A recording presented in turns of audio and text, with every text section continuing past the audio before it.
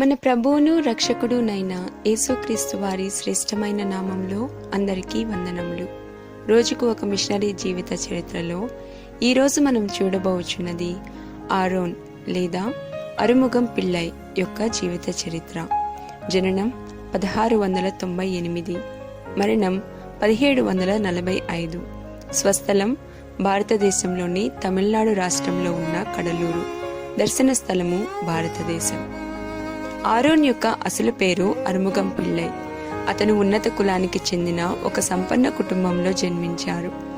English east India కంపెనీతో వ్యాపారం చేసే అతని తండ్రి చోకనాథ పిళ్ళై వ్యాపారంలో ఎంతగానో నష్టపోవటం వలన కుటుంబ సమేతంగా అరసపురానికి తరలి వెళ్లారు. అక్కడ మొట్టమొదటి ప్రొటెస్టెంట్ మిషన్ ద్వారా వారు నివసిస్తున్న పరిసరాలలో ఒక పాఠశాల ప్రారంభించబడింది. అందులో ట్రాంక్వెబార్ లూథరన్ మిషన్ వారిచే ముద్రింపబడిన తమిళ పాఠ్య పుస్తకముల నుండి విద్యాభ్యాసాన్ని పొందిన విద్యార్థులలో ఆరోన్ కూడా ఒకరు. అరుముగం 19 సంవత్సరాల వయసు కలిగి ఉన్నప్పుడు సవరిముత్తు అనే ఉపాధ్యాయుడు అతనికి యేసుక్రీస్తు యొక్క బోధనలను పరిచయం చేశారు.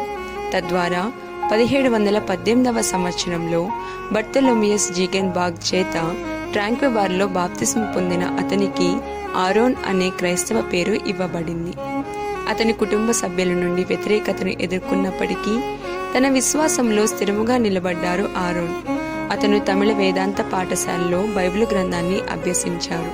తదుపరి ట్రాంక్వెబార్లోని న్యూ జెరూసలేం చర్చిలో సహాయక క్యాటచిస్ట్ అనగా క్రైస్తవ్యం యొక్క నియమావళిని బోధించేవానిగా నియమించబడ్డారు.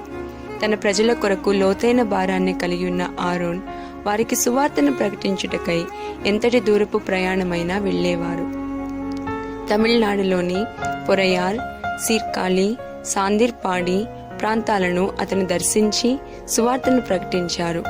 సేవ చేయుట పట్ల అతనికున్న ఆసక్తికి ఆకర్షితులైన జర్మన్ లూథరన్ మిషనరీలు అతనిని 1733వ సంవత్సరంలో పాదిరిగా నియమించారు. పాదిరిగా నియమితులైన ఐరోపాకు చెందని మొదటి వ్యక్తి అతనే. ఆరోన్ మంచి వాక్చాతుర్యం కలిగిన వ్యక్తి.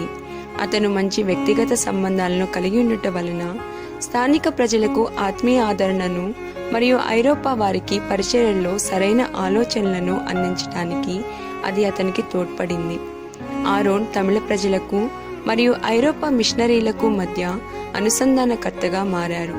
అతను ఎంతో ధైర్యం, నిజాయితీ మరియు జ్ఞానం కలిగిన వ్యక్తిగా నిలబడ్డారు. విభేదాలను ఎదుర్కొన్నప్పుడు అతను తన ముఖము దాచలేదు గాని వాటిని సూటిగా ఎదుర్కొని శాంతియుతంగా పరిష్కరించారు. హేతుబద్ధ వివరణలను ఇచ్చి స్థానిక ప్రజలకు సరైన అవగాహన కల్పించుట ద్వారా సమాజంలో ఉన్న మూఢాచారాలను పారద్రోలుటకు అతను ప్రయత్నించారు.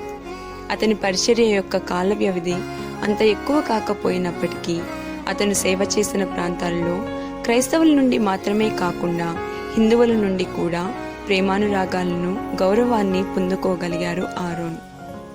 ప్రియమైన వారిలారా, నూతన సమర్పణతో ప్రభువును సేవించుటకు మీరు సిద్ధముగా ఉన్నారా? ప్రభువా, శ్రద్ధాశక్తులు కలిగి మరింత నమ్మకంగా మీకు సేవ చేయుటకు నాకు సహాయం దయచేయుము. ఆమేన్.